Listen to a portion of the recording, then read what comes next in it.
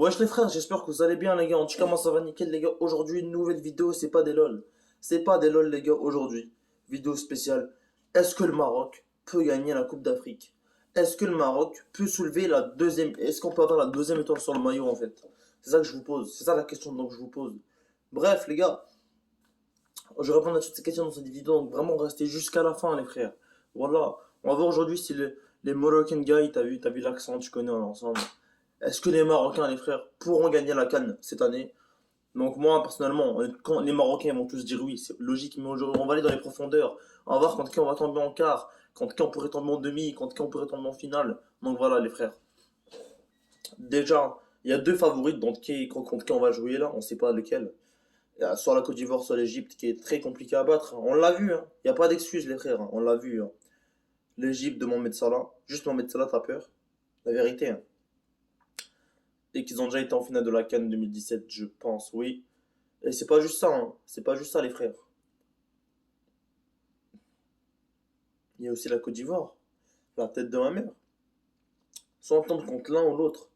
La Côte d'Ivoire, les gars, qu'ils ont prouvé.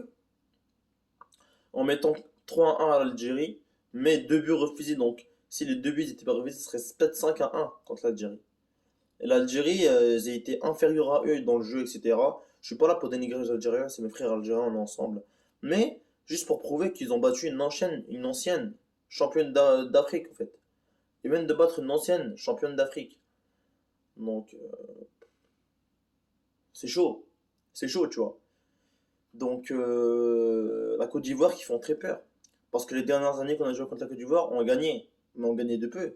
1-0, 2-0, 3-0. Mais ça reste que c'était des matchs toujours compliqués. On plantait nos buts à la sauce en deuxième mi-temps, majoritairement.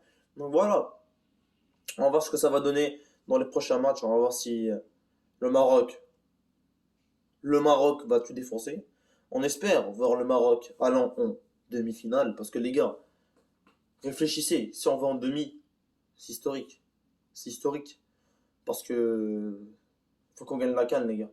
Avec Bouffal, avec Hakimi, on a des joueurs de classe mondiale, les frères. On a des joueurs de classe mondiale, je vous jure. Moi, je pense, les gars, que si on continue comme ça, avec cette mentalité, il faut juste améliorer quelquefois la finition. Parce que si c'est Hakimi qui est obligé de marquer à chaque match, ça va être compliqué, tu vois. Donc voilà, il faut juste améliorer un petit peu la finition. Bouffal, El-Nesri, le numéro 9, j'ai oublié son nom, tu connais. Moi, je suis marocain, moi, je joue pour le Maroc, je joue pas pour des joueurs, t'as vu. Donc voilà, faut améliorer la finition de quelques joueurs, mais sinon, les gars, dans le jeu, c'est propre. Dans le jeu, c'est beau. Dans le jeu, c'est magnifique, les gars. Dans le jeu, le Maroc, la vie de ma mère, c'est mieux que la France. Dans le jeu, les gars, Djima Marib, la vie de ma mère, Djima Marib. Le Maroc, c'est encore en train de prouver, les frères. Donc voilà, dites-moi en commentaire ce que vous en pensez. En tout cas, moi, c'était un plaisir de faire cette vidéo. C'était MZ.